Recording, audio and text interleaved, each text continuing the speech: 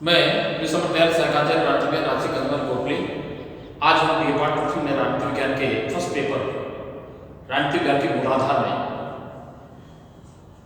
राजनीतिक आधुनिकीकरण के प्रतिमानों के बारे में अध्ययन करेंगे। आधुनिकीकरण विकासशील देशों के संदर्भ में एक व्यापक सामाजिक आर्थिक राजनीतिक परिवर्तन की बहुआयामी बहुमुखी प्रक्रिया बन जाती है। इस प्रक्रिया के अंतर्गत पुरातन समाज आधुनिकता को ग्रहण करते रहते हैं। जिस समाज का आधुनिकीकरण होता है उस समाज के सदस्यों का अपने पर्यावरण की भौतिक और सामाजिक परिस्थितियों को प्रभावित और नियंत्रित करने की उनकी दूरगामी क्षमता होती है। तो आधुनिकीकरण एक ऐसा आंदोलन होता है जो आधुनिक समाज की स्थापना के लिए सतत रूप से प्रयत्नशील रहता है, प्रयासरत रहता है। लेकिन जिस समाज का राजनीतिक दृष्टि से आधुनिकीकरण होता है, जब आधुनिकीकरण की प्रक्रिया राजनीतिक क्षेत्र में संपन्न होती है तो उसे राजनीतिक आधुनिकीकरण के नाम से जाना जाता है। अर्थात जब कोई अविकसित या विकासशील राजनीतिक व्यवस्था अपने आप को अपने से अधिक विकसित राजनीतिक व्यवस्था में रूपांतरित करने का प्रयास करती है तो उसके क्रियात्मक प्रयास को राजनीतिक आधुनिकीकरण के नाम से जाना जाता है। विभिन्न विद्वानों ने अपने अपने शब्दों में राजनीतिक आधुनिकीकरण को परिभाषित किया है। हेटिंगटन के अनुसार राजनीतिक आधुनिकीकरण एक बहुमुखी प्रक्रिया है जिसका संबंध मानवीय चिंतन गतिविधि सभी क्षेत्रों में परिवर्तन से होता है। एडवर्ड सिल्स ने आधुनिक को प्रदर्शित करके कहा कि है सामाजिक क्षेत्र में, आर्थिक क्षेत्र में परंपरागत जीवन पद्धति के स्थान नवीन पद्धति को अपनाना है। कई वेल्स जूनियर के अनुसार यह परिभाषित करते हुए कहा गया है कि आधुनिकीकरण होती है यह साधु के विवेकपूर्ण प्रयोग पर आधारित प्रक्रिया होती है और एक आधुनिक समाज की स्थापना के लिए सतत रूप से प्रयास पाया जाता है। लेकिन सभी देशों में राजनीतिक आधुनिकीकरण का कोई सुनिश्चित प्रतिमान नहीं होता है। अर्थात सभी देशों में राजनीतिक से डेवलपमेंट नहीं होता है, विकास नहीं होता है, परिवर्तन होता है। लेकिन सामान्यतः आज राजनीतिक आधुनिकीकरण के मूल रूप से एडवर्ड सिल्स के अनुसार 5 प्रकार के प्रतिमान देखे जा सकते हैं, 5 प्रकार के प्रतिमान बताए जाते हैं। नंबर 1, राजनीतिक लोकतंत्र।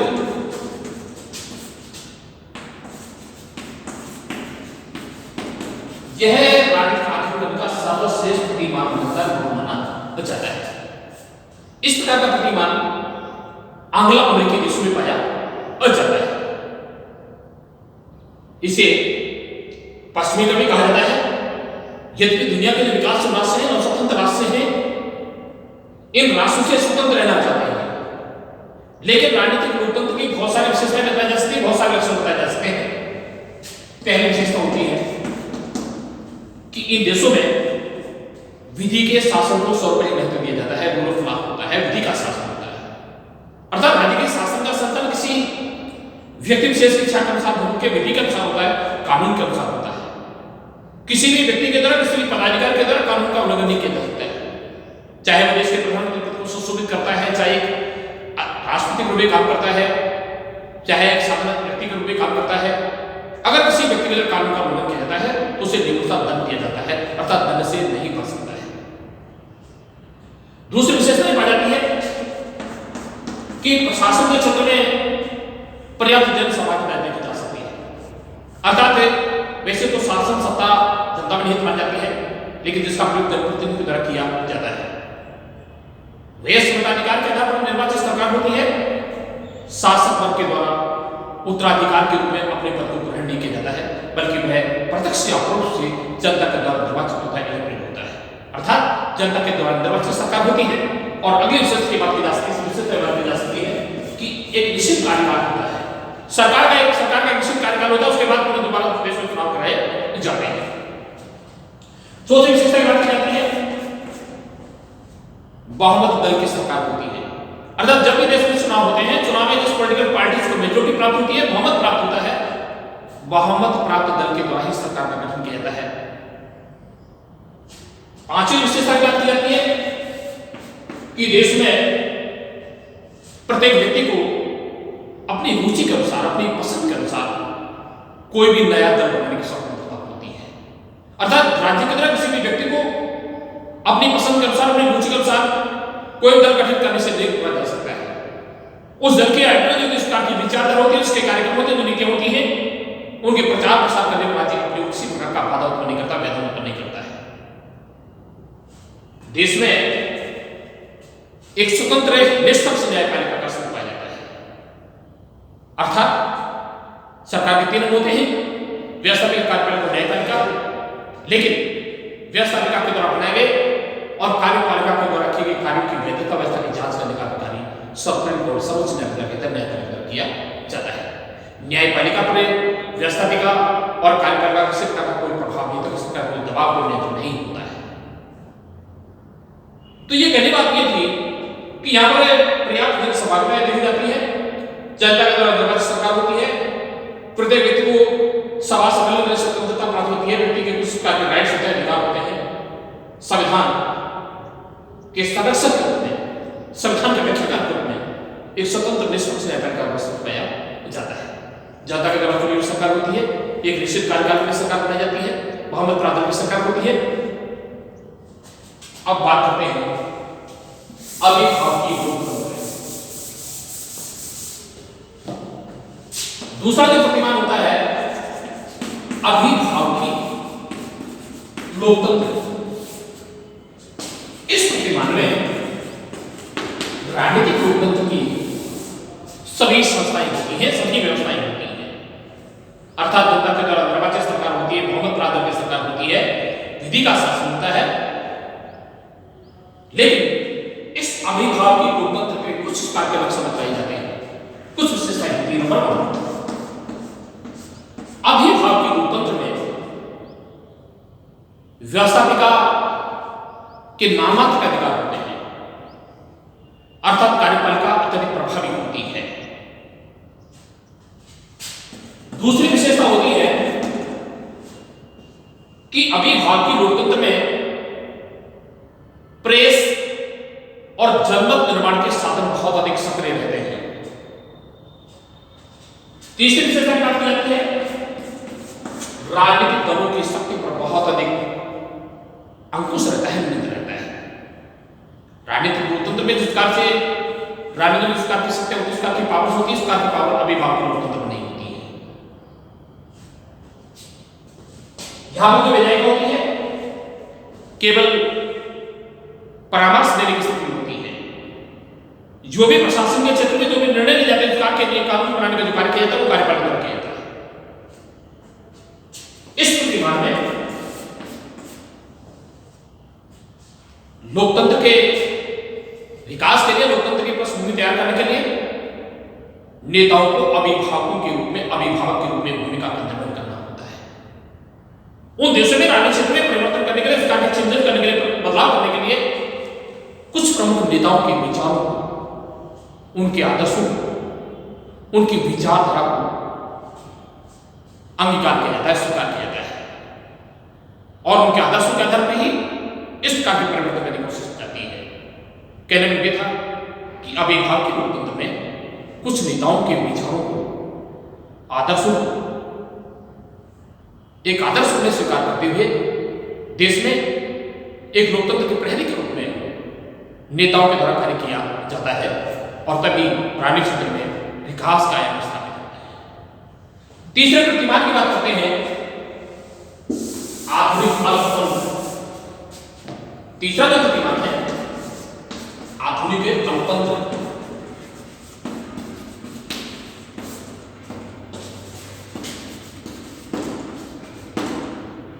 अर्थात इस प्रतिमान में शासन सत्ता पर केवल छोटे वर्ग विशेष का आधिपत्य पाया जाता है, अधिकार पाया जाता है।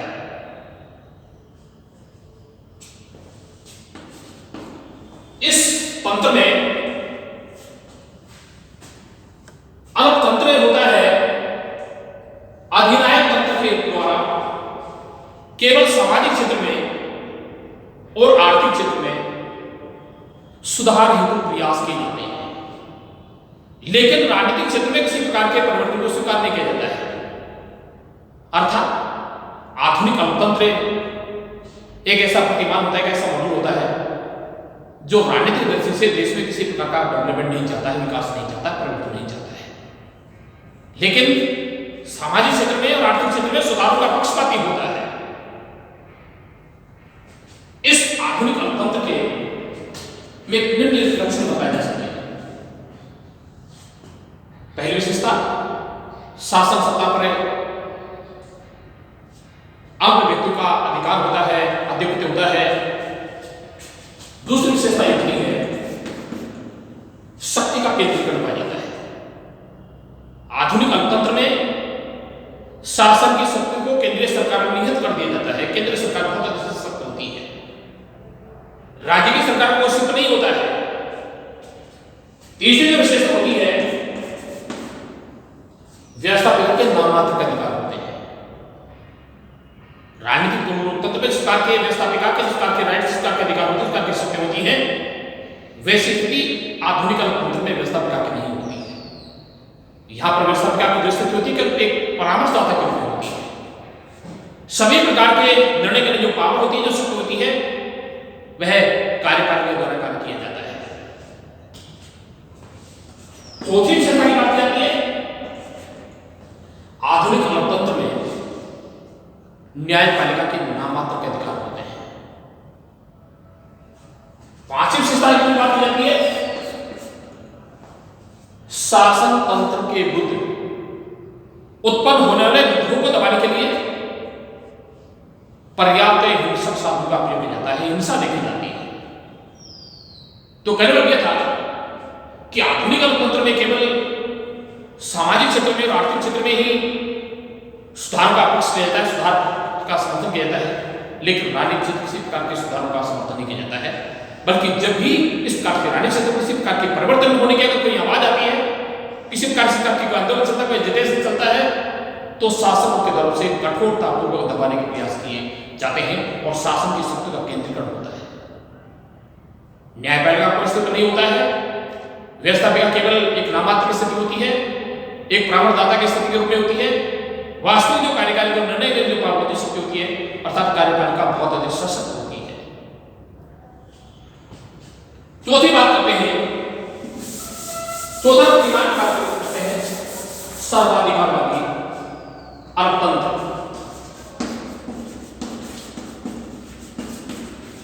सर्वाधिकारवादी अर्थतंत्र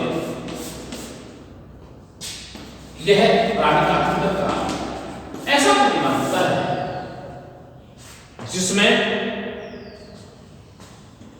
शासक वर्ग के द्वारा केवल सामाजिक क्षेत्र में, आर्थिक क्षेत्र में ही सुधारों का प्रयास किया जाता है, लेकिन राजनीतिक क्षेत्र में किसी प्रकार का सुधार प्रयास नहीं किया जाता है। आर्थिक क्षेत्र में सुधारों का विरोध किया जाता है। सर्वाधिकारवादी अर्थतंत्र के बहुत सारे लक्षण और विशेषताएं बताई जा सकती है। नंबर 1, सर्वाधिकारवाद का मार्ग प्रशस्त होता है, अर्थात शासक वर्ग के विरुद्ध उत्पन्न होने वाले विद्रोह को दबाने के लिए हिंसक साधन का प्रयोग किया जाता है। कार्यपालिका बहुत सशक्त होती है, प्रभावी होती है। संपूर्ण समाज में सर्वाधिकार सर्वहारा वर्ग की तानाशाही, वामपंथ और दक्षिणपंथ की बात की जाती है। ये दो प्रकार के वर्ग होते हैं।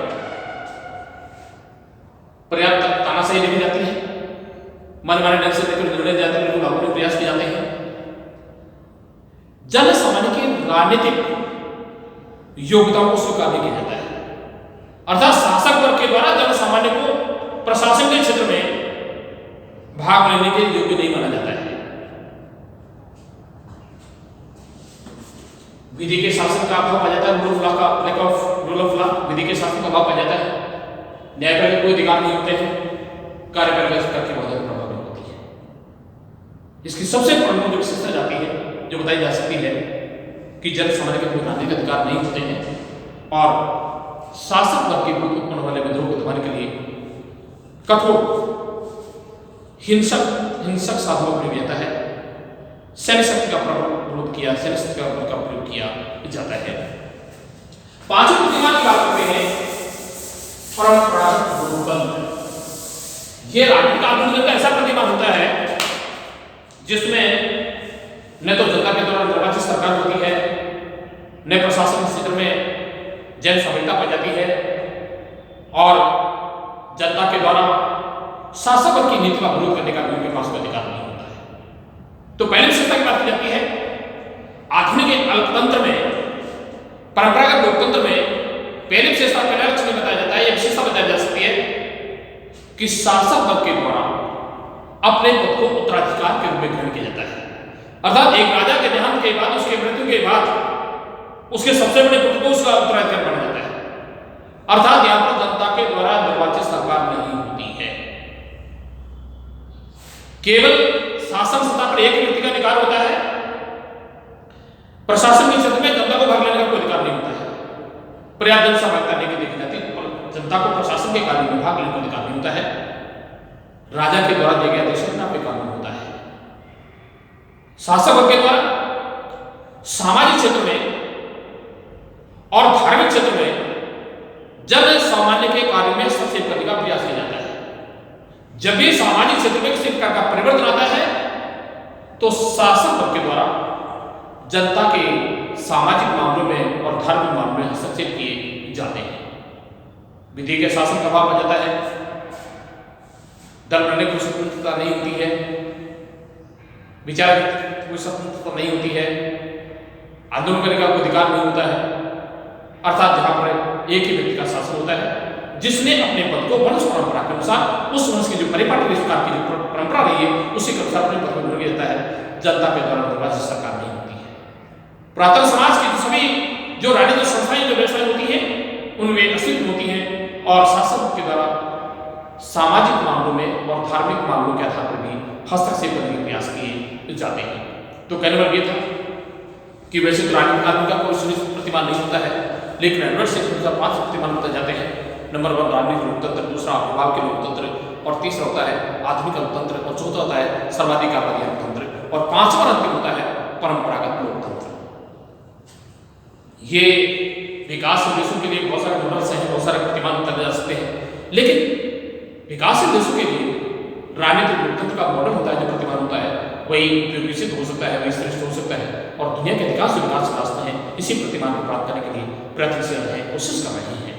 केवल आज इतना ही करेंगे। धन्यवाद।